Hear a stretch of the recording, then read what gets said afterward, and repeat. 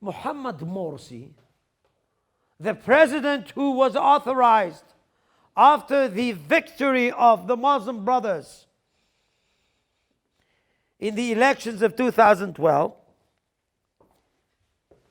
vied for turning Egypt into a sort of an Islamic republic. It's the same Egypt, but with an Islamic robe, with a religious logic behind that. Well, Abdel Fattah al-Sisi respects religion. He observes Islam or religion. But he won't let religion to get into the political sphere. And that's the whole story. Erdogan in Turkey versus the followers of Ataturk. What is the bone of contention? Why do they harass each other, especially Erdogan versus his oppositioners? What sort of Turkey I would like to have? Erdogan is restoring the glory of the one-time Islamic Sultanate. He is a neo-Ottomanist. And I'm using some slogans here in order just to give you an idea about the thing. And there are many in Turkey who would just rather have Turkey, which is much more similar to what the founder of modern Turkey preached for 100 years ago. He was depicted Ataturk, the father of the Turks. His name was Mustafa Kemal, but he said that religion and church, or religion and mosque, in Turkey should be separated. Didn't work. Separation between mosque, church, synagogue, and state, there's something that cannot be worked out in the Middle East. Why? Because religion is too instrumental in that part of the region. So the clever, the wiser, would work out kind of a compromise in the sense that this is the only way by which to coexist. The dummy would stick to the either-or game. And this is why many states in this region are entangled in kind of a very bloody civil war, which becomes a never-ending story. And I want you actually to have that in mind. Take, for example, the Palestinians. I was amazed to see in the world that Palestinians are being referred to by ignorance as kind of a monolith. When I asked actually people, which Palestinians are you referring to? More often than not, the response was, is there any difference? There is a war between Gaza and the West Bank, between Hamas and Fatah. What is the bone of contention? Now you know it. If and when, if at all, there would be Palestine, now it is high time for Palestinians to start fighting each other over the notion of what sort of Palestine we would like to have. In the West Bank, there are people like Mahmoud Abbas, Abu Mazen, successor of Yasser Arafat, Abu Ammar. Those people actually were educated in secular madrasas or schools, either in Moscow or Cairo or whatever. And they are still preaching for a secular Palestinian nationalism. their erstwhile enemies are ruling Gaza. They are the presenters of what I can call how we can make Palestine be wrapped up with an Islamic envelope. They are being called Hamas. Hamas, Harakat al-Muqawama al-Islamiyya. Translation: this is the movement for Islamic resistance. What is Islamic resistance? Who do you resist to? What is your notion? You might find it very, very weird. But this is exactly the notion under which a Shi'i, rather than Sunni like the Hamas, but the Shi'i, Hezbollah, is working when it comes to Lebanon. Islamic resistance, chasing the wind.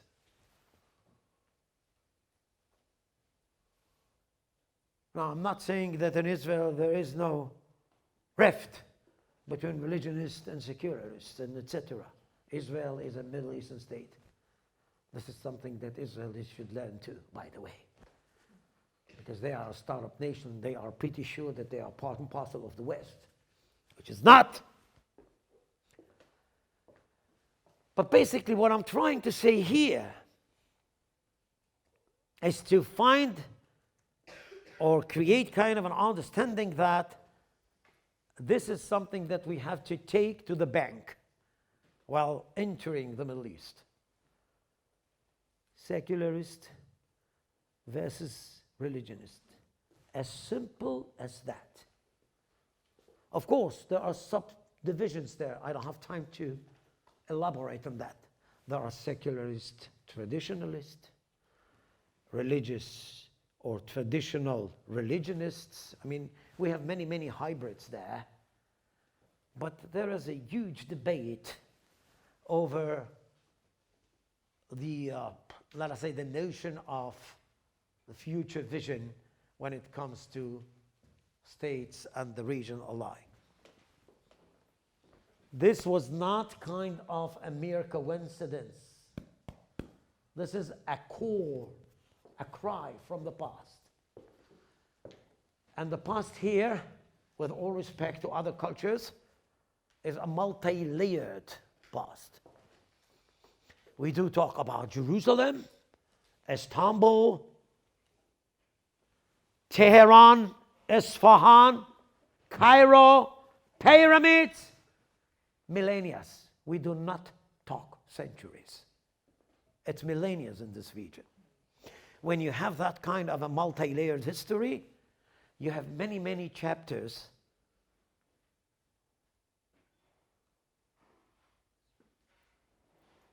or you have kind of a variety of models to follow, and you can take things actually in kind of a way. If you would like to bolster your position in the current affairs, you should adhere to a specific chapter, being wrapped up by that, and create kind of a march toward the future. Now, why the Arab Spring is so important? What the Arab Spring managed to do is to take all these fierce dictators who came up with iron fist and ran police states, دولة مخابرات in Arabic, when they actually got weaker and weaker because of the Arab Spring, states that from the beginning were artificial began shaking, with many, many subgroups which adhere to pre-state ideology Each one of them is trying to capitalize on the weakness of the state and to get kind of a totally different position for itself. So this Arab Spring, in some cases, was as if somebody, unintentionally of course, opened up the Pandora's box. This brings me to the third observation, something that I depict as primordial identities. Well, if somebody looks at the Middle East, he would, especially if he has Western lens, he would assume, and I don't blame him for that the people of Iraq are Iraqis. Let's just repeat that because this is very simplistic. If in Sweden we have Swedish, in Iraq we have Iraqis, which is partially true. The problem is that when you try to understand the creation of Iraq, for example, and I'll take Iraq for an example, because I was originating in Iraq. I was born in Israel, but my parents, grandparents, and everybody came from Baghdad and Basra. But if I would like actually to just give you an example of that, I hope that I have it here. Oh gosh, here we go. This is Iraq, okay?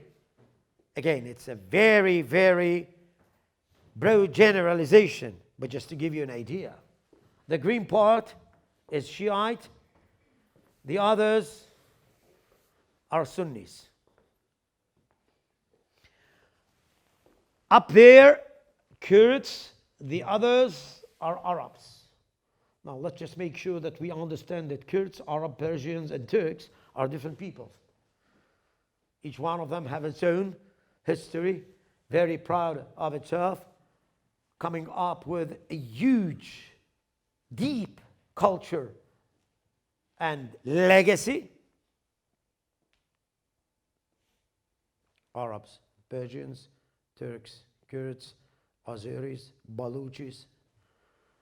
The list is very, very long. And I won't actually bother you too much about that. But I just want you to understand that beneath the states, which is, I don't know where, maybe here, okay? Not here. There are primordial identities, very ancient, which in most cases do not accept the state as the state actually are discriminating them against. And what they are trying to have is a golden opportunity by which to change the tide. In many cases, Arab Spring actually provided Shiites in Iraq, and even before, or Sunnis in Syria, a majority which had been depressed by an Alawite minority. So the state was taken in captive by pre-state identities. I'll try to put it that way in order to just make sure that it would make sense. In any case, if I'm going to advise somebody, if I'm going to write on that, if I'm going to give kind of a, let's say, an observation about Iraq, I would make sure that my listener understand that with the notion of all of them are Iraqis, he would get to nowhere. What counts is Shiite versus Sunnis, Kurds versus Arabs, Turks versus Kurds, Arabs versus Persians. Where this comes from, you know now. I'd like to begin by laying out an agenda, because we all have a general sense that anti-Semitism in the region needs to be challenged and rolled back. But what exactly does that mean? What are its component parts, and what would it look like thematically? So I argue that there are 7 key points, and if you'll bear with me, I will share them and read them aloud.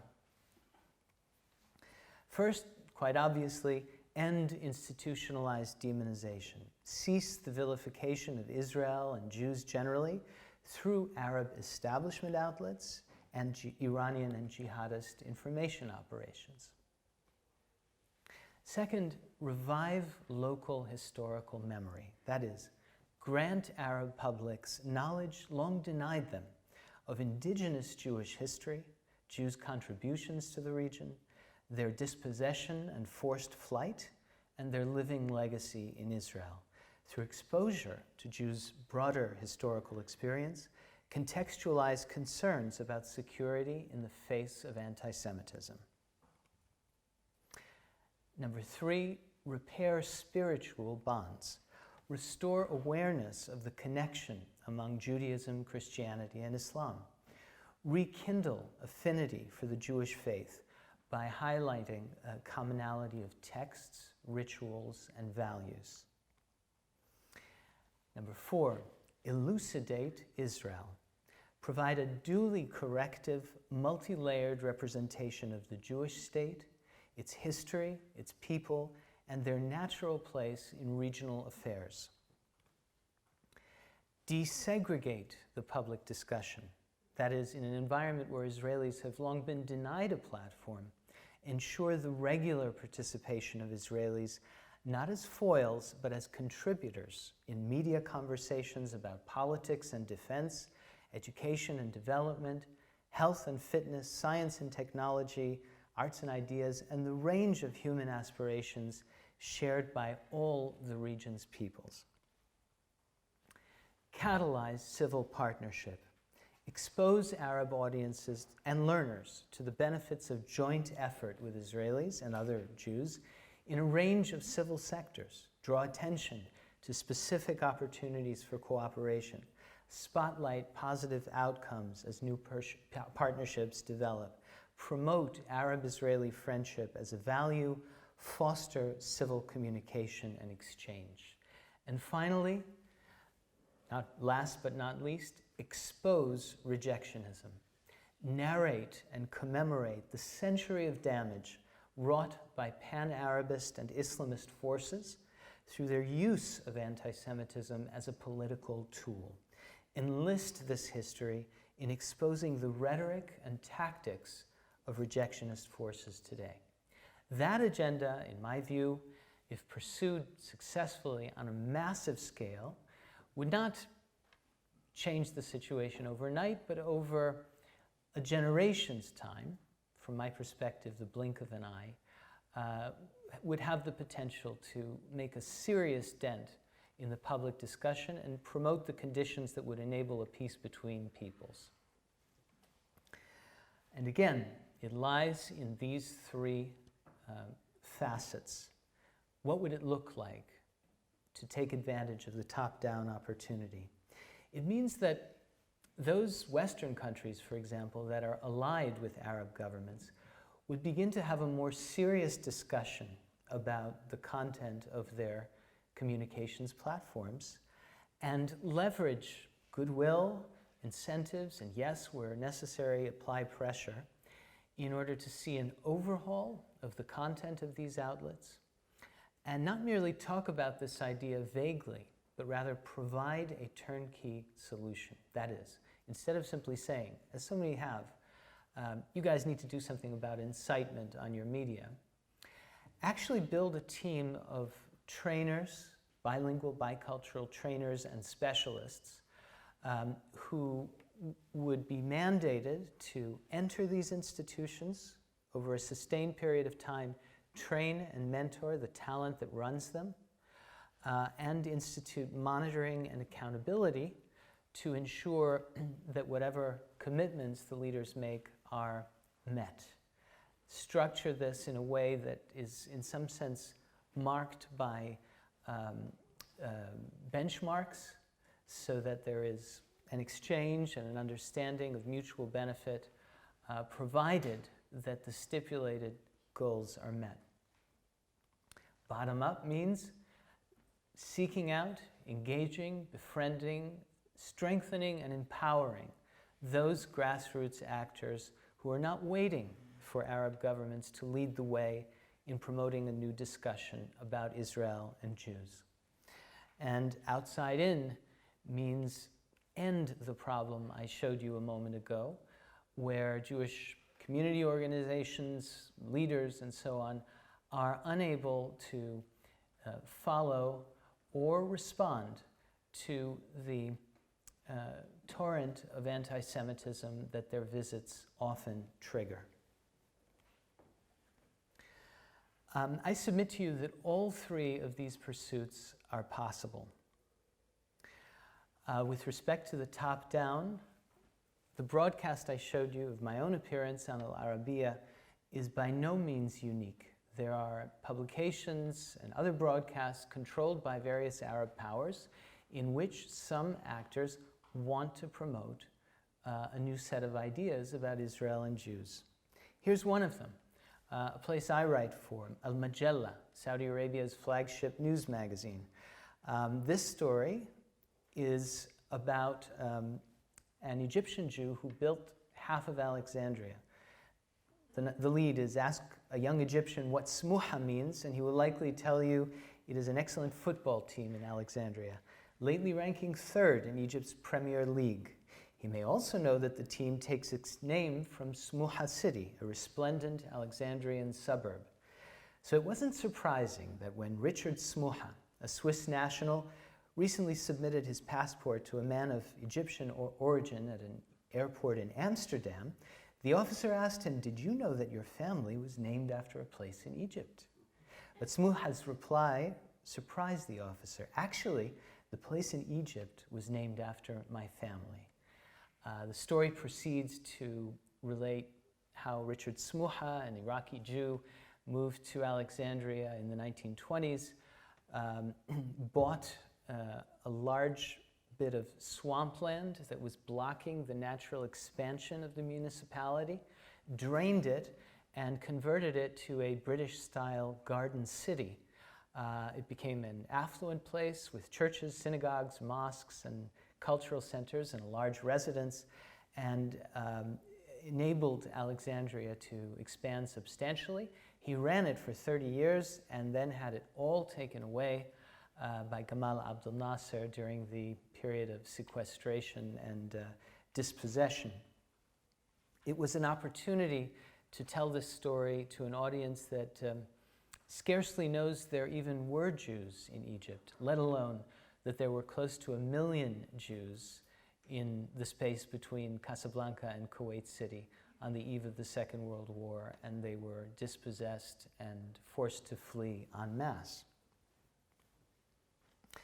So I submit to you that given a spread of publications and broadcasts in which well-intentioned people do exist, if you match that with political capital brought via exchanges with Arab allies, you give them more space and more of a mandate to do much more of this type of work. With respect to the bottom-up, I think you gained a sense of how embattled these voices are, even as their numbers grow. And so I will only speak in general terms and say that nascent efforts and strategies are being developed as we speak to strengthen the hand of these figures, protect them, and connect them with one another and with friends all over the world. As I say, I'm not going to go into detail about that right now. But I will tell you about the issue of what it might look like to strengthen Jewish and Israeli capacities to engage Arab audiences in Arabic. I was given an opportunity by a small Jewish organization in San Francisco called JEMENA. It stands for Jews Indigenous to the Middle East and North Africa, to build an Arabic program for the group. It's an organization that since about 2001 has been concerned with educating Americans and other Westerners who also don't know much about the Middle Eastern Jewish historical narrative, that Judaism isn't just lox and bagels and other Ashkenazi trappings, but it is a multifaceted, diverse history that spans the world, including what is today the Arabic-speaking world. So what we did is to build a multimedia platform with a dynamic website, articles, a wonderful woman who manages our correspondence on social media through 5 hours a day of very active correspondence. And it has won a following in the millions. And there is a kind of negotiation with an Arab audience that is different from the traditional negotiation of diplomats among one another. And it is an emotional negotiation. And using the Jemena platform, we have attempted to begin that process. And so I'll share with you a specimen of that effort and then tell you a little bit more about what went into it and what we did with it.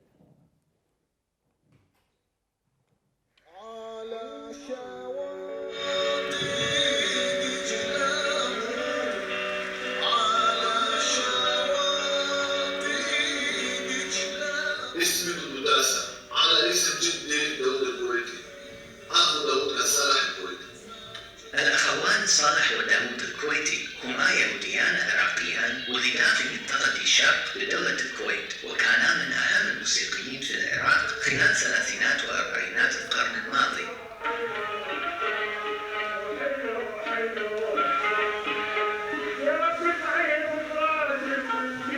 وقاما بتطوير المقامات العراقية وتقديم ألحان لكل مطربي تلك الفترة. وشكل الأخوان النواة الأولى لشكل الموسيقى العراقية التي تربت أجيال مختلفة على أصالتها وأنغامها. اللابس الوردي والما يغنوا لها غنيت أنا بوحدي.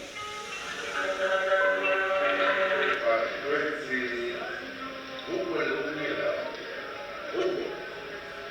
هو الأغنية العراقية. لون الأغنية العراقية الأربعينية والخمسينية والخمسينية.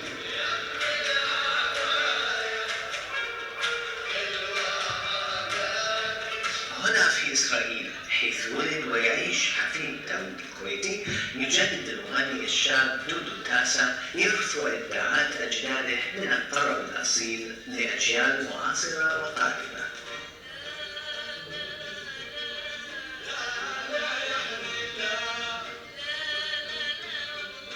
عندما يغني دودو حول العالم تسأله الجماهير المحبة متى ستغني في الكويت والعراق؟ متى ستزور موطن أجدادك وتذكر الأجيال الجديدة بالأخوين داود وصالح الكويتي؟ وجواب دودو لهم هو: أشكركم يا إخواني في الكويت والعراق على دعمكم للموسيقى مالتي ومال أجدادي. والله هذا أكبر حلم. أتمنى أجي يومكم ونغني سوا مثل أيام زمان الحلوة. ممكن تساعدوني نحول أنا الحلم إلى حقيقة. تخيلوا المنظر. أعزائي المشاهدين، دعونا نستمد الإلهام من ماضي الزمن الجميل لرسم مسار أكثر إشراقاً للمستقبل.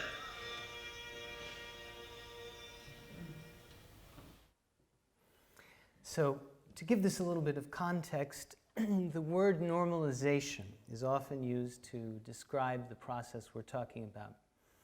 I don't like the word because it presumes that that relations between Arabs and Jews, and Israelis are not normal, and it's like the creation of a forced normal. But indeed, what is more normal than a young man who loves to sing and comes from a family of singers, learning the language of his ancestors and wanting to reconnect in person and on stage with the country of his ancestors? And who will stand in the way of that, claiming that such a desire is in any way inauthentic or inappropriate? It is simply an inherent human right. And the thing about taking a step in a new kind of journey that might be a little controversial or scary at first is that when you do move forward, you find that there are people along the way who come out of every place you could imagine and say, we want to help. So we brought this video to a gentleman named Alberto Fernandez, who heads Al-Hurra, the pan-Arab television channel controlled by the United States. We said, Alberto, would you be willing to air this clip on your channel? And he said, Joseph, not only am I going to, let me tell you something, this kind of work is exactly why our channel was set up. This is what we're meant to do. And not only will we air your little clip, but we're going to create an hour of television built around the story of Dudu Tassa, and we're going to air it over and over again. And that included the opportunity for me to sort of accentuate the implications of the video you just saw in a little clip as well. أنا نفسي من أحفاد جيل المهجرين من اليهود العراقيين، ونحن نفرح عندما نسمع عن عراقيين في الداخل يهتموا فينا، يهتموا في إعادة بناء الجسور معنا. عسى أن نتعاون على جميع المجالات ويكون هناك إعادة بناء الفسيفساء العراقية التي كانت القوة العراقية دائما نبعت من التنوع. Earlier in this little presentation, you saw a rather unpleasant opinion poll. We did our own opinion poll after the Al-Hurra broadcasts and our own social media activity on the story of Dudu's dream. We asked our audience, do you support Dudu Tassa's right to perform in the lands of his ancestors? The response was 71% in favor and 29% against.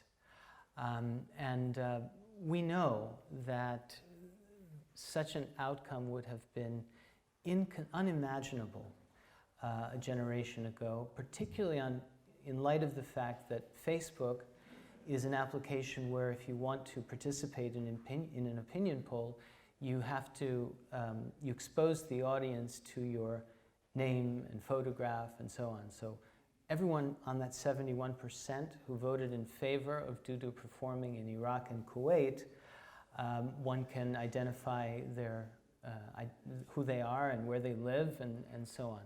And so we consider that a real step forward.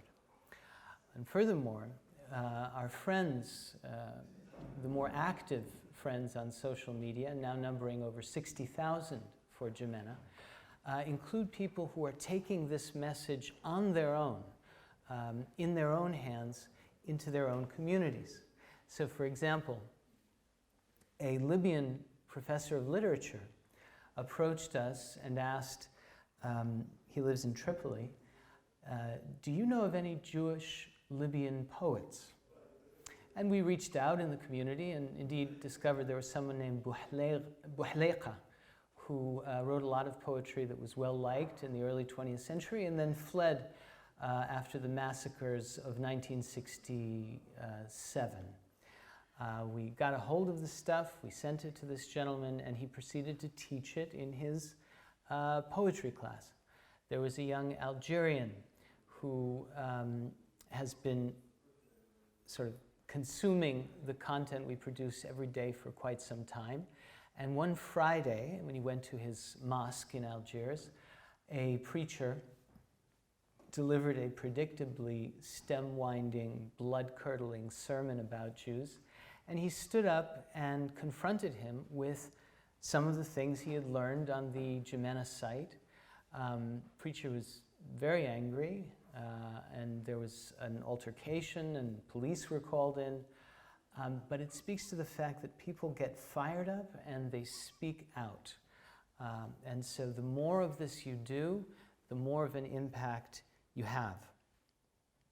And one of the things we're especially proud of is the fact that, perhaps motivated by our content and the videos we have created, some of our followers are creating their own videos and sending them to us.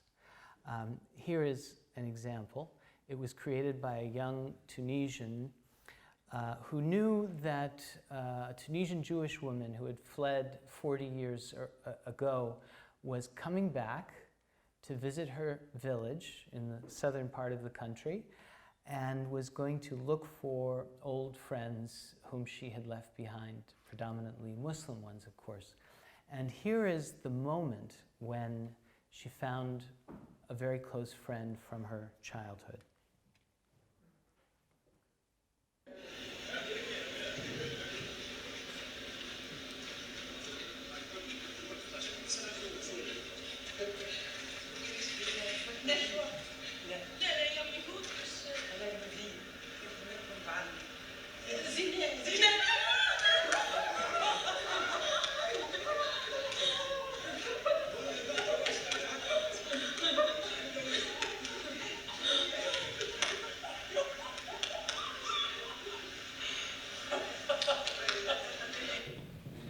I think that the video in its own way kind of says it all. It did go viral. Millions of people have seen it. It's been written up in Tunisian publications and beyond, in Algeria, Morocco, and so on.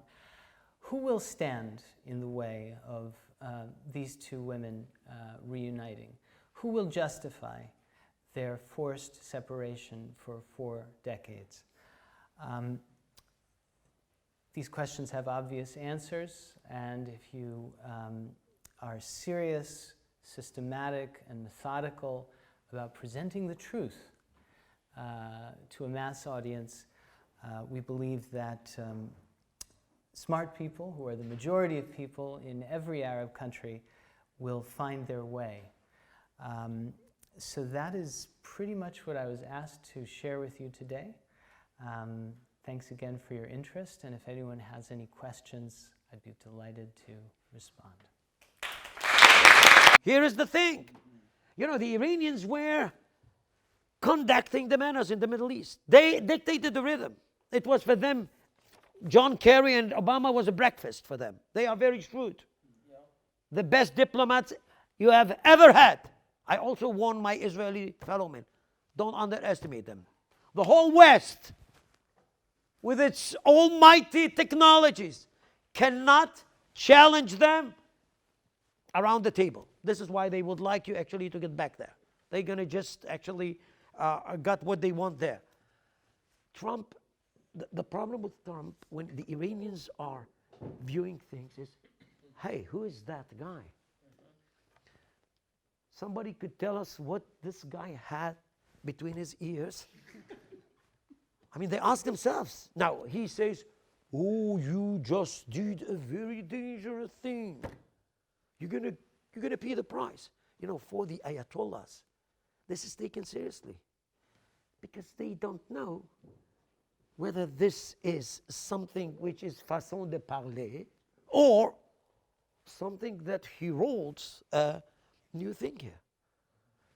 So the simple fact that they don't understand the West as kind of a taken for granted or a naivete, Trump is coming up with kind of a businessman thing here.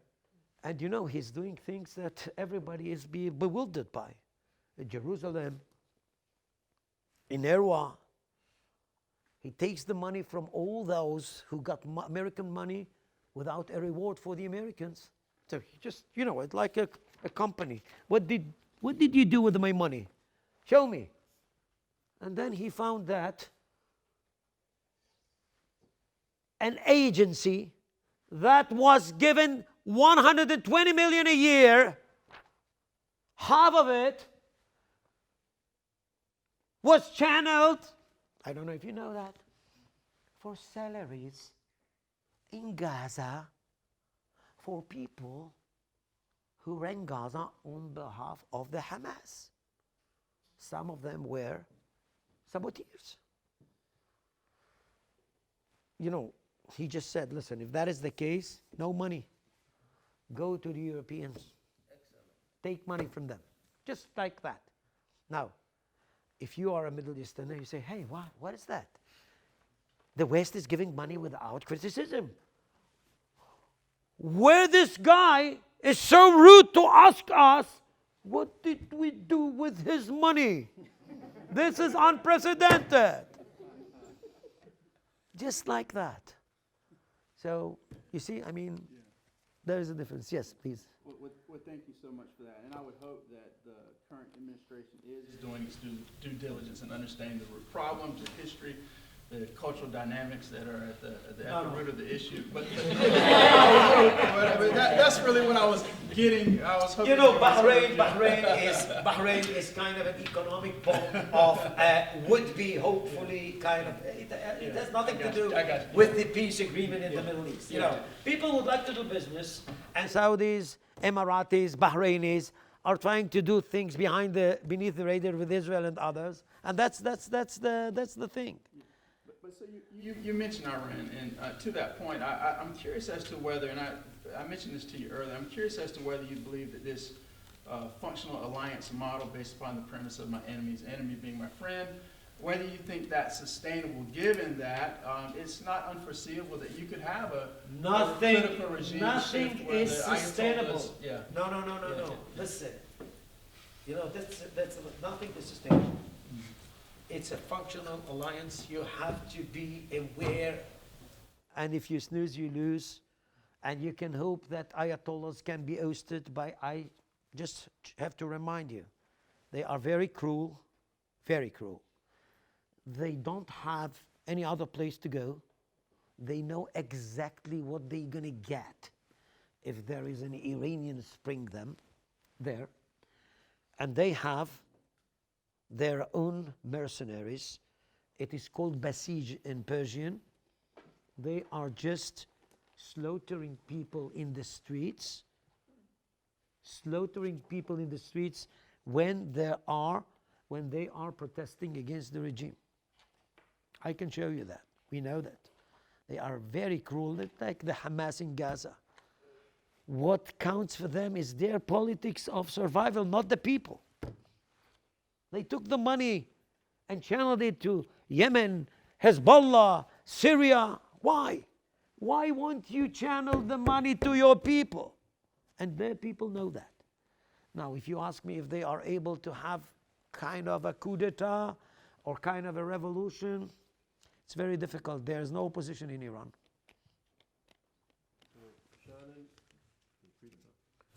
Yes, please. Also, just a few quick points, mostly pertaining to some things we discussed and saw in the earlier session. Number one, you talked about you have some students at university who do nothing but sort of patrol the internet for language, anti-Semitic language, videos, what have you. I appreciated that because it belies an understanding that social media. That's because culture matters. Culture matters. Correct. Without culture, you cannot understand the it. internet are being used as weapons for anti-Semitism. So I appreciated that. I had a question that sprang from the video that you actually showed, Charles. Yeah. While I have my sort of generalistic nitpicks about the balance of the video, I think it was great that they did an expose showing all of this, highly inflammatory language in these mosques. There wasn't really a whole lot of balance in terms of some of the things being done by local groups, organizations, people, free thinkers who oppose that kind of thing. But that's nitpicking. My question that came from it was when we talked about the protections of free speech afforded to these people to be able to say these despicable things. And I thought about hate crime laws, right? I'm not a lawyer, but I thought about hate crime laws and how they are supposed to protect people who, religious groups, genders, whatever, from acts of violence, but it doesn't protect people from inciting acts of violence, right? And I've been talking to some of my colleagues about that. And I wondered what would happen if the Klan in the American South got together and held a public rally and said, we're going to talk about killing all the blacks or killing all the women or what have you. And the last thing, the thing that I really thought about, I did a little bit of coverage of the worst massacre of Jews in the U.S., the Tree of Life Synagogue, 11 people murdered, obviously. And the shooter very willingly said that he was motivated by the belief that all Jews needed to be killed. He was actually spewing this stuff on a social media network. called Gab that called itself the place for free speech. So I'm just wondering how some of this, the protection of free speech under the First Amendment might need to be, we might. Yeah, sure. So I'm going to respond very quickly. Let me respond. The reason why I think Zvi Eshkeli's work on the Muslim Brotherhood in the United States, not Islam and not Muslims, is so vital is the absolute illiteracy that we have as a society of the threat that it poses. So this was indicative of Muslim Brotherhood ideology. So it's not a question, it's not looking at the Muslim community. It's a diverse community that is vastly law-abiding and decent, but there's a reactionary political movement in the United States now and needs to be understood. So it's not a question of balancing. If you're looking at the Ku Klux Klan, you're looking at the Ku Klux Klan. We're looking at a reactionary social movement that is out to exterminate Jews and to destroy democracy. There's actually a person here, I don't want to say who the person is, who was involved in helping to establish a mosque somewhere in the United States, and there was a coalition of Christians and Jews who helped to welcome the mosque into their community. And this person walked out of the room crying because they helped to establish the mosque, and he or she recognized the preacher saying these horrible things about killing Jews that they helped to welcome into their community. So we need to become literate and make the distinction between political Islam and decent Muslim Americans who are living peacefully according to the law. And I think we need to become literate on that. I think it's essential that we. And I would just one thing. We are living in a world of fake news, okay? What we have to be is keenly aware how dangerous is that. I mean, we have 2 billion Muslims. Most of them are great. Just thinking of themselves as human beings like you and me.